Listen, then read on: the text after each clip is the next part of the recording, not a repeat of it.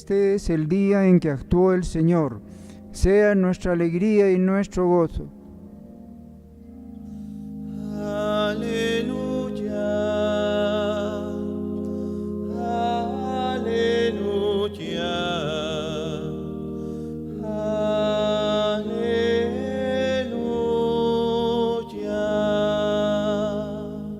El Señor esté con ustedes. Y con tu espíritu. Lectura del Santo Evangelio según San Lucas. Gloria a ti, Señor. 2 discípulos de Jesús iban andando aquel mismo día, el primero de la semana, a una aldea llamada Emaús, distante unas 2 leguas de Jerusalén. Iban comentando todo lo que había sucedido. Mientras conversaban y discutían, Jesús en persona se acercó y se puso a caminar con ellos, pero sus ojos no eran capaces de reconocerlo. Él les dijo: ¿Qué conversación es esa que traéis mientras vais de camino? Ellos se detuvieron preocupados y uno de ellos, que se llamaba Cleofás, les replicó: ¿Eres tú el único forastero en Jerusalén que no sabes lo que ha pasado allí estos días? Él les preguntó: ¿qué? Ellos le contestaron: lo de Jesús el Nazareno, que fue un profeta poderoso en palabras y en obras ante Dios y ante todo el pueblo. Cómo lo entregaron los sumos sacerdotes y nuestros jefes para que lo condenaran a muerte y lo crucificaron. Nosotros pensábamos que él fuera el futuro libertador de Israel, y ya ves, hace 2 días que sucedió esto. Es verdad que algunas mujeres de nuestro grupo nos han sobresaltado, pues fueron muy de mañana al sepulcro, no encontraron su cuerpo e incluso vinieron diciendo que habían visto una aparición de ángeles que les habían dicho que estaba vivo, y algunos de los nuestros fueron también al sepulcro y lo encontraron como habían dicho las mujeres, pero a él no lo vieron. Entonces Jesús les dijo: «Qué necios y torpes sois para creer lo que anunciaron los profetas. ¿No era necesario que el Mesías padeciera esto para entrar en su gloria?» Y comenzando por Moisés y siguiendo por los profetas, les explicó lo que se refería a él en toda la Escritura. Ya cerca de la aldea donde iban, él hizo ademán de seguir adelante, pero ellos le apremiaron diciendo: «Quédate con nosotros, porque atardece y el día va de caída». Y entró para quedarse con ellos. Sentado a la mesa con ellos, tomó el pan, pronunció la bendición, lo partió y se lo dio. A ellos se les abrieron los ojos y los reconocieron, pero él desapareció. Ellos comentaron: ¿no ardía nuestro corazón mientras nos hablaba por el camino y nos explicaba las Escrituras? Y levantándose al momento se volvieron a Jerusalén, donde encontraron reunidos a los 11 y con sus compañeros, que estaban diciendo: «Era verdad, ha resucitado el Señor y se ha aparecido a Simón». Y ellos contaron lo que les había pasado por el camino y cómo lo habían reconocido al partir el pan. Palabra del Señor. Gloria a ti, Señor Jesús. Pueden tomar asiento. Amados hermanos en nuestro Señor Jesucristo y María Santísima, nuestra Madre, seguimos celebrando la octava de la Pascua del Señor, y quisiera resaltar estas 2 sentencias de la Sagrada Escritura. La primera, cuando el apóstol San Pedro, en la puerta del templo, le dice a este pobre hombre que pedía limosna. Dice la Sagrada Escritura en que solían colocarlo a este pobre lisiado de nacimiento en la puerta del templo. Era conocido, por lo tanto. «No tengo plata ni oro, te doy lo que tengo.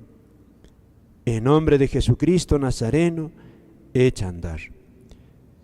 Y esto otro que dice aquí el Señor, cuando está con los 2 discípulos de Emaús, sentado a la mesa con ellos, tomó el pan, lo partió y se lo dio. A ellos se les abrieron los ojos y los reconocieron. Lo reconocieron a Jesús cuando partió el pan. Dos textos muy hermosos que hacen alusión a la Sagrada Escritura y a la caridad en la Iglesia. ¿Por qué estos dos textos en la Pascua? ¿Qué nos enseña a nosotros la resurrección del Señor? ¿A qué nos invita? No es una mera invitación, ni solamente es una exhortación. Es como una verificación. Es un descubrir lo que hay ya dentro de nosotros. La resurrección de Jesucristo es decirnos a nosotros: tú ya eres del cielo, o ya vives la vida del cielo, ya tienes el cielo dentro de ti, y no más que espera un tiempo para que se manifieste plenamente que llevas dentro de ti esa gloria divina. Ya lo tienes. Eso es lo que Jesucristo nos ha dado con su resurrección. Lo que el apóstol San Pablo canta en su himno a la caridad, y dice: la caridad no se cansa de perdonar, la caridad es paciente, la caridad ama siempre, siempre es sembradora de bien. Eso un día lo viviremos plenamente solo en el cielo.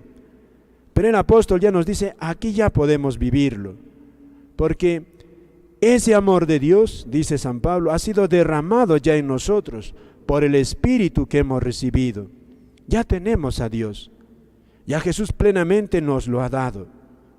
Nos toca cultivarlo, nos toca hacerlo brotar, germinar y dar fruto abundante.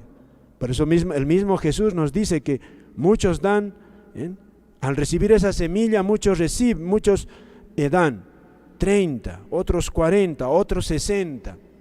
Depende de cómo uno también coopere a esa semilla que recibe. ¿Cómo lo riego? ¿Cómo le saco la mala hierba? Tú ya has recibido esa gracia divina. Tú ya has recibido ese inmenso amor de Dios, que no es un sentimiento, es el Espíritu Santo que en la gracia de Dios has recibido. Ya mora en ti, ya habita en ti. Y eso es una gran riqueza, es un gran tesoro, gran tesoro. Por eso mismo, fíjate, ese amor que poseemos, que está dentro de nosotros, ha de crecer, ha de mostrarse a los demás necesariamente. Si yo ya llevo dentro de mí el cielo, la vida del cielo, la gracia de Dios, entonces una gran tarea para el cristiano: hacer de este mundo nuestro, lleno de guerras, ahora que están hablando de guerras, pero también siempre hay esas guerritas que son mucho más terribles, que son nuestros odios, rencores, amarguras, frustraciones, esas ambiciones que brotan de nuestras pasiones, la vanidad, el orgullo, la sensualidad, esa guerra interna que hay dentro de nosotros. Dios quiere poner esa paz, ¿Y cómo se pone la paz? Tanto en nosotros como en los demás. Una gran tarea: hacer de este lugar de conflicto un cielo. La tarea de los apóstoles es, en medio de las guerras, poner la paz, sembrar el amor. Aquello que decía San Francisco de Asís, que no busque ser consolado, sino consolar. Que no busque recibir, sino dar. Olvidándose uno, se encuentra, dice el santo. Perdonando, se es perdonado. Amando, se es amado. Es una gran tarea que nos pone el Señor, pero como he dicho, no solamente es una tarea, es algo que ya lo tenemos dentro. Dejar que se manifieste, dejar al Espíritu Santo que ame por medio de nosotros, que Dios ame por medio de nosotros, Por eso fíjense, este amor no excluye, no puede excluir al hermano que está sufriendo. No puedo yo pasar de largo ante el que pasa algún dolor, sea en el alma, sea en el cuerpo. Cuando vea a alguien incluso lleno de defectos, lleno de pecados, ¿qué es el amor? Querer arrancar esas malas hierbas de su alma, pero al hermano quererlo levantar, quererlo sanar, no aborrecer al pecador. Por eso el cristiano está llamado a hacer de este mundo un cielo, no un paraíso terrenal. No solamente conseguir que tenga para comer, que tenga salud, que tenga educación, eso también, y es muy importante, porque si no, no sería tampoco un amor verdadero. El ser humano no es solamente un alma, es un cuerpo también, es un ser humano completo, es alma y cuerpo. Luego, el bien integral de la persona, amarle integralmente, como ciudadano de este mundo y peregrino del cielo. Por eso fíjense cómo el amor cristiano, cuando el Señor ahora nos dice que ya poseemos ese amor del cielo en nosotros y podemos comunicarlo a los demás y podemos nosotros recibirlo, podemos experimentar esa alegría del cielo ya en la tierra y podemos transmitirlo a los demás. No es una mera emoción, no es decirle un abrazo, feliz Pascua de Resurrección, Dios te ama, Dios te quiere. Quedarse ahí no sería cristiano. Y ver sus necesidades materiales y no hacer nada, y no hacer lo que yo pueda, no podría ser cristiano. Por eso esta estampa tan hermosa de San Pedro, miren lo que dice, ¿no? No tengo plata ni oro. Claro que tenía el pobre hombre San Pedro. Te doy lo que tengo. Echa a andar en nombre de Jesucristo Nazareno. Eso mismo nosotros podemos decir. No vamos a hacer milagros, claro. ¿Quién de nosotros hace milagros? Eso es casi de risa. Pero sí podemos hacer esos milagros pequeños que decía nuestro padre Molina. Podemos dar de comer. Podemos sanar las heridas, cuidar a algún enfermo, con esa delicadeza y esa ternura que Dios lo hace. Podemos dar de nuestro tiempo, que nos puede costar, para darnos al hermano. Hacer una pequeña misión, un apostolado, una limosna. Y cuanto más anónima, mejor. Pero podemos dar, siempre podemos dar. Y vamos a dar, queridos hermanos, en la medida que tengamos ese activo al Espíritu Santo, ardiendo ese amor dentro de nosotros. Lo que pasa muchas veces al Espíritu Santo lo tenemos nosotros como en la computadora instalado, pero no lo hacemos trabajar, no sabemos hacerlo funcionar en el programa. Y por eso esto va muy unido a esto tan hermoso, dice la Sagrada Escritura en este Evangelio de San Lucas. Jesús se sentó con ellos a la mesa, tomó el pan, pronunció la bendición, es decir, la acción de gracias, se lo dio, lo partió y se lo dio. Y se les abrieron los ojos y los reconocieron. Hay una canción, ¿no?, que dice: te reconocimos, Señor, al partir el pan. Esta palabrita, fíjense, partir el pan, uno dice, bueno, pues es que Jesús lo partió y entonces se lo dio de comer. Para nosotros eso, pues es así, ¿verdad? Pero en la tradición de la Iglesia, la Santa Misa, la Eucaristía, se ha conocido con muchos nombres populares. Y en el Nuevo Testamento ya hay varios nombres. La Cena del Señor, la Eucaristía y esta otra también. La Fractio Panis, es en latín. la fracción del pan. Y esto es lo que dice San Lucas. Y Jesús fracció panis, partió el pan. O sea, con una fórmula popular, San Lucas nos está recordando que aquí Jesús celebra su segunda Santa Misa. Y fíjense qué hermoso. Antes no lo han reconocido a Jesucristo. No lo han visto plenamente, aunque su corazón está ardiendo porque escuchan a Dios, escuchan su palabra y se llenan de entusiasmo, pero no acaban de verlo, sino cuando Jesús parte el pan y se les abrieron los ojos. No de la vista, porque veían, se les abrieron los ojos del corazón. ¿Dónde nosotros podemos culminar cuando tú lees la palabra de Dios, oras, Dios te da ánimo?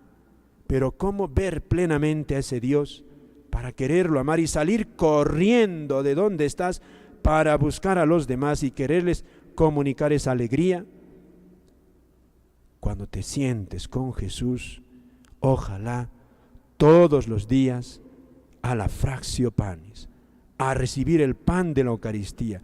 Y entonces, como un resorte, si lo haces realmente como tienes que hacerlo, como aquí dice, levantándose al momento, volvieron a Jerusalén, es verdad, llenos de alegría.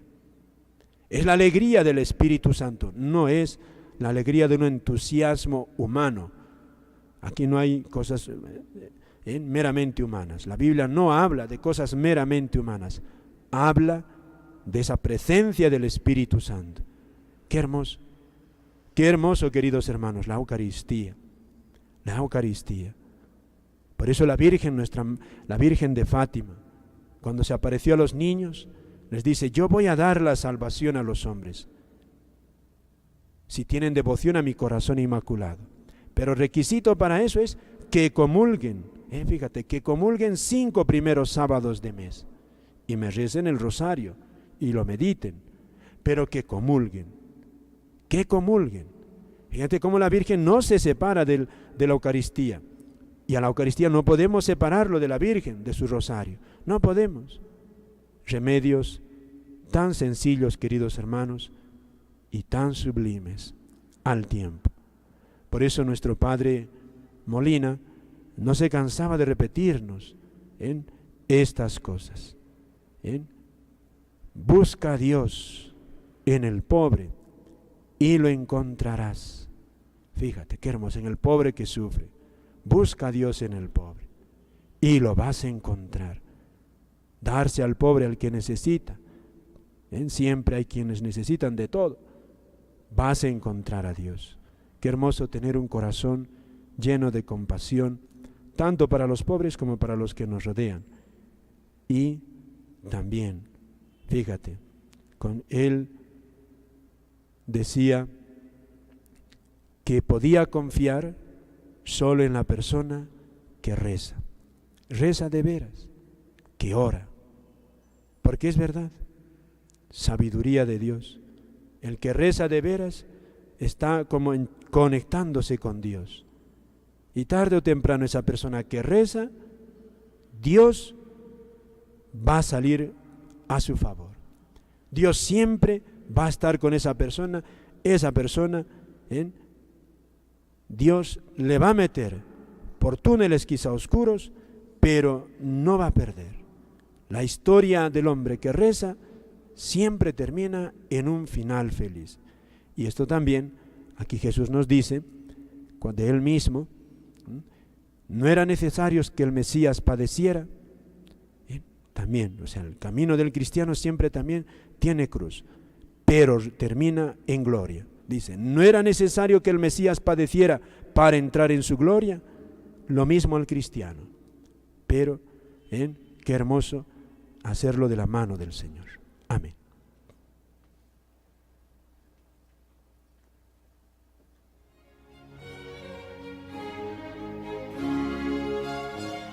Reflexionamos brevemente sobre el Evangelio y la homilía que acabamos de escuchar.